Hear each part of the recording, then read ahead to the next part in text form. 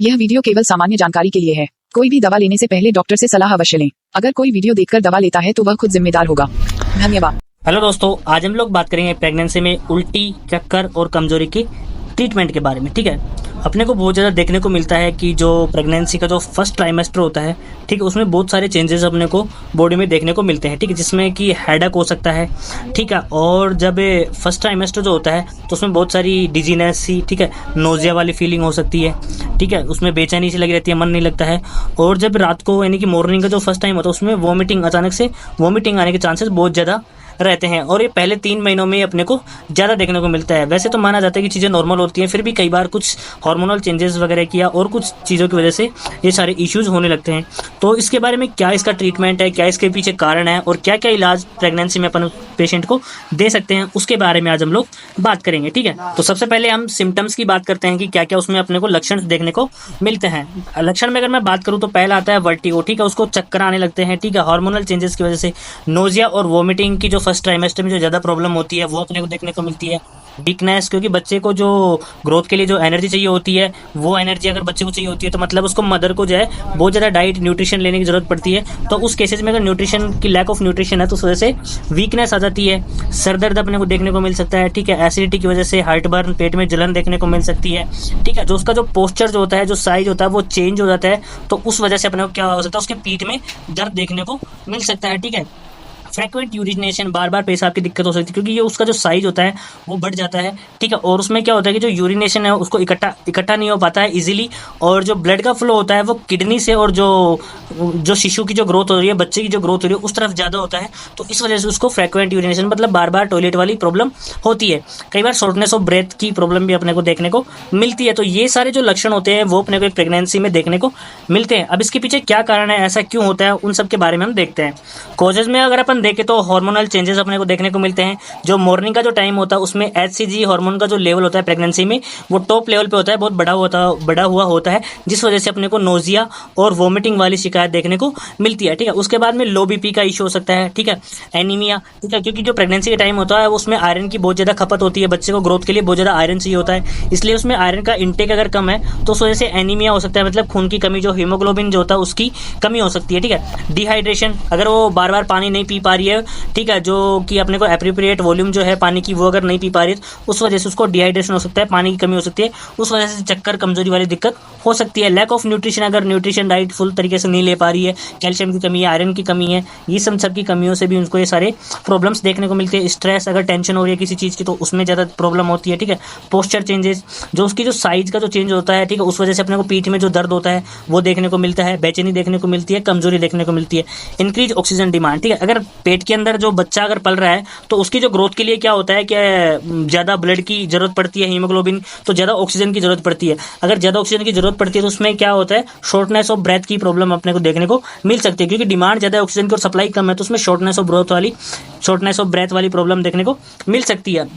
तो ये सारे कारण होते हैं, इन सभी जो सिम्टम्स अपन ने देखे उसके पीछे ये सारे कारण हो सकते हैं। लेकिन इन सब का क्या ट्रीटमेंट अपन एक पेशेंट को दे सकते हैं, ठीक है, उसके बारे में हम लोग बात करते हैं। एकदम सेफ ट्रीटमेंट के बारे में हम लोग यहाँ पे बात करने वाले। ठीक है, तो सबसे पहले कि अगर किसी भी प्रेगनेंसी पेशेंट को अगर ये प्रॉब्लम हो रही है तो सबसे पहले उसका CBC टेस्ट करवाया जाना चाहिए, जिसमें हीमोग्लोबिन मेन इंपॉर्टेंट होता है कि उसका लेवल ज़्यादातर डाउन होता है, तभी उसको ज़्यादातर ये प्रॉब्लम देखने को मिलती है। शुगर टेस्ट आप करवा सकते हैं, अगर उसकी शुगर लो है या हाई है तो पहले आप उसको ट्रीट करेंगे, बाद में बाकी सारे ट्रीटमेंट देंगे। ठीक है, जो मेनली जो प्रॉब्लम होती है हीमोग्लोबिन वाली प्रॉब्लम अपने को देखने को मिलती है। तो अगर ऐसा इशू मिलती है तो अपन उसमें क्या इलाज दे सकते हैं। पहला तो अगर तो उसके पेशेंट की बॉडी में जो डिहाइड्रेशन हो रखा है, ठीक है, अगर वोमिटिंग वाली प्रॉब्लम है तो वोमिटिंग होने से भी सीधी सी बात है डिहाइड्रेशन होगा, तो पहले तो आप उसको NS लगाएंगे। ठीक है, और अगर उसकी मान लेते हैं कि जो हीमोग्लोबिन का लेवल है, ठीक है, हीमोग्लोबिन का लेवल अगर जो मान लेते हैं कि अपन जो 8 जो होता है, ठीक है, 8 ग्राम पर DL से अगर कम है, ठीक है, 8 ग्राम पर DL से अगर कम है तो अपन उसको क्या करेंगे, उसको अपने को आयरन सुक्रोज का जो है इंजेक्शन लगाना पड़ता है। ठीक है, तो यहाँ पर अपन क्या करेंगे, NS 500 के अंदर अपन या फिर NS 100 के अंदर अपन क्या कर सकते हैं, आयरन सुक्रोज का इंजेक्शन उसको लगा सकते हैं। आयरन सुक्रोज का इंजेक्शन लगाने से पहले मैं बता दूं उसकी AST करना बहुत ज़्यादा जरूरी होता है, जो कि इंट्राडर्मल अपन उसकी AST कर सकते हैं। उसके बाद में उसको एक दिन छोड़ के और एक दिन पे 5 ml का जो इंजेक्शन कंटिन्यूसली 3 इंजेक्शन उसको लगाए जाते हैं। फिर उसके बाद में उसकी CBC करवाई जाती है, हीमोग्लोबिन का लेवल चेक किया जाता है। तो अपन देखते हैं कि उसकी जो हीमोग्लोबिन का लेवल है 9 से ऊपर हो जाना चाहिए, ठीक है। अदरवाइज अपन उसको आयरन सुक्रोज की इंजेक्शन 3 की बजाय उसको 5 भी लगाए जा सकते हैं, ठीक है, जब तक कि उसका हीमोग्लोबिन का जो लेवल है वो 9 से ऊपर नहीं चला जाए, ठीक है। अगर हीमोग्लोबिन नॉर्मल है तो आप उसको आयरन सुक्रोज देने की जरूरत नहीं है। उसकी एसिडिटी को खत्म करने के लिए अगर फर्स्ट ट्राइमेस्टर है तो उसमें अपन पेंटोप इंजेक्शन लगा सकते हैं, ठीक है। अगर ये सेकंड या फिर थर्ड ट्राइमेस्टर है तो उसमें आप रेंटेक का इंजेक्शन जो है उसका इस्तेमाल कर सकते हैं, उसके हार्ट बर्न को खत्म करने के लिए, एसिडिटी को खत्म करने के लिए, ठीक है। इतना करने के बाद में जो अपन पेशेंट को क्या ओरल ट्रीटमेंट देंगे ताकि उसको फर्दर जो प्रॉब्लम्स ना हो, ठीक है। अगर पेशेंट को ज़्यादा वोमिटिंग हो रही है तो अपन 4th नंबर पे एमसेट जो इंजेक्शन आता है, ठीक है, एमसेट इंजेक्शन को अपन आईवी रूट के थ्रू हैंड टू हैंड उसको लगा सकते हैं उसकी वोमिटिंग को रोकने के लिए, ताकि उसको फर्दर डिहाइड्रेशन वाली प्रॉब्लम नहीं हो। तो यहाँ पे अगर मैं बात करूँ कि जो ओरल ट्रीटमेंट होता है उसमें मैं क्या क्या दे सकता हूँ, तो सबसे पहले आता है टैबलेट पीसीएम। अगर पेशेंट को हेडेक हो रहा है, ठीक है, अगर पेशेंट को हेडेक हो रहा है तो उसको खत्म करने के लिए अपने को पीसीएम 500 की टैबलेट देनी है, जिसको एसओएस लेना है। जब भी उसको हेडेक या फीवर जैसी शिकायत होगी तब उसमें से एक टैबलेट उसको ले लेनी है, ठीक है। तो इसको एसओएस ही देना है, ठीक है। पीसीएम जो है वो बिल्कुल सेफ ड्रग मानी जाती है प्रेगनेंसी में, पेन रिलीफ के लिए या बुखार को ठीक करने के लिए। उसके बाद में जो उसकी जो अगर हीमोग्लोबिन का लेवल कम है, ठीक है, वैसे भी फर्स्ट ट्राइमेस्टर में ये टैबलेट्स जो होती हैं गायनिक द्वारा या किसी डॉक्टर द्वारा हमेशा उसकी चलाई जाती है, ताकि उसको आयरन का जो इनटेक होता है वो कंप्लीट होता रहे और बच्चे की ग्रोथ अच्छे से हो। तो आयरन फोलिक एसिड की जो टैबलेट होती है वो पेशेंट को एक टैबलेट सुबह और एक टैबलेट शाम को खाना खाने के बाद में दी जाती है। अब आयरन टैबलेट के साथ में आपको एक चीज ध्यान रखनी है कि जब भी पेशेंट अगर मिल्क का सेवन करता है, मतलब अगर दूध पीता है, तो उसके 2 घंटे पहले, ठीक है, 2 घंटे पहले या 2 घंटे बाद में ही आयरन की टैबलेट दी जानी चाहिए। मतलब दूध के साथ में आप इसके दूध के 2 घंटे पहले और 2 घंटे बाद में ही आपको इसको आयरन फोलिक एसिड की टैबलेट को लेना है। अगर आप दूध के साथ में टैबलेट लेते हो तो ये बॉडी में काम नहीं कर पाती है, इसका कोई काम नहीं है, एकदम मिट्टी के बराबर बॉडी के अंदर हो जाती है।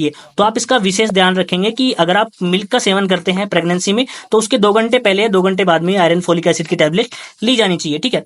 उसके बाद में मैं 3rd नंबर पे जो टैबलेट बात करता हूँ कि अगर पेशेंट को ज्यादा वोमिटिंग आ रही है, तो जब भी उसको वोमिटिंग का प्रॉब्लम होती है, नोजिया वोमिटिंग जैसी, तो उसमें अपन ओंडेनसिट्रोन की जो टैबलेट है वो एक टैबलेट सुबह और एक टैबलेट शाम को पेशेंट को खाना खाने के बाद में दी जा सकती है, या फिर जब भी उसको वोमिटिंग जैसा फील हो तब भी उसको पेशेंट को दी जा सकती है, अपन उसको एसओएस भी दे सकते हैं, ठीक है।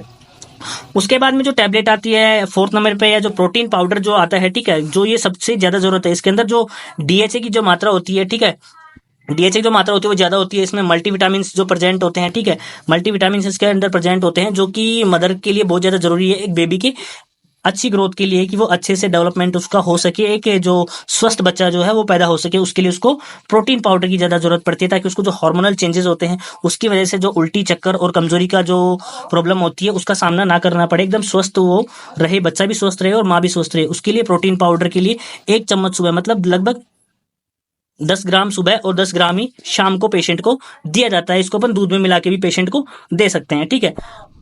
उसके बाद में आती है टैबलेट कैल्शियम, ठीक है, टैबलेट कैल्शियम जो कि कैल्शियम D3 की कमी की वजह से भी ये सारी प्रॉब्लम्स पेशेंट को देखने को मिल सकती है। तो ये जो कैल्शियम की जो टैबलेट है ये भी पेशेंट को कंटिन्यूसली चलाई जाती है, जिसके अंदर रात को सोते समय में एक टैबलेट रोजाना, ठीक है, रोजाना की एक टैबलेट रात को सोते समय दूध के साथ भी ली जा सकती है। अगर इतना आप ट्रीटमेंट देते हैं तो उसके जो सारे सिम्टम्स होते हैं वो सारे अपने को देखने को नहीं मिलते हैं, मतलब उल्टी भी उसकी खत्म हो जाएगी, चक्कर भी खत्म हो जाएगी और उसकी कमजोरी भी खत्म हो जाएगी, क्योंकि उसका जो डिहाइड्रेशन है उसके लिए अपन उसको NS 500 दे रहे हैं। अगर उसके हीमोग्लोबिन की कमी है तो उसके लिए आप उसको आयरन सुक्रोज का इंजेक्शन लगा सकते हैं, ठीक है।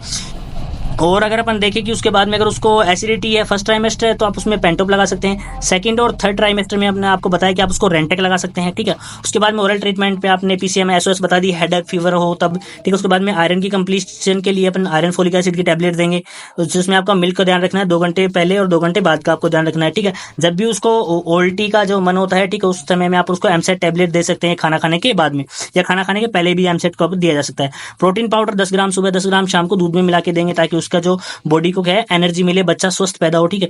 उसके बाद में टैबलेट कैल्शियम उसको रोजाना रात को सोते टाइम में दूध के साथ दी जाती है। तो इतना अगर आप ट्रीटमेंट देते हैं तो उसको 100% रिलीफ मिलता है, ठीक है। और 4th अगर उसका मंथ चल रहा है तो एक बार उसकी जो क्या होता है कि वो सोनोग्राफी, अल्ट्रासाउंड जो होती है वो करवा ली जाती है, बच्चे का साइज, बच्चे का वेट, ये सब मेजर करने के लिए, ठीक है। तो उसके हिसाब से फिर ट्रीटमेंट दिया जाता है। अगर फर्स्ट ट्राइमेस्टर चल रहा है तो उसके अंदर आप इतना ट्रीटमेंट देते हैं तो प्रेगनेंसी के अंदर उसको 100% रिलीफ मिलता है, ठीक है। जिसमें मेनली अपने को हीमोग्लोबिन वाली समस्या देखने को मिलती है, और उसमें अपन ने आपको आयरन सुक्रोज बता दिया जिसको एएसटी करके लगाया जाता है। तो आज की वीडियो आपको कैसी लगी कृपया हमें कमेंट में बताइए। अगर आपको कोई क्वेश्चन है तो आप हमें कमेंट में पूछ सकते हैं, या फिर हमने लिंक दे रखी है टेलीग्राम की, उस पर आप ज्वाइन होकर के कभी भी आप हमसे कोई भी क्वेश्चन पूछ सकते हैं। थैंक यू, धन्यवाद, जय हिंद, जय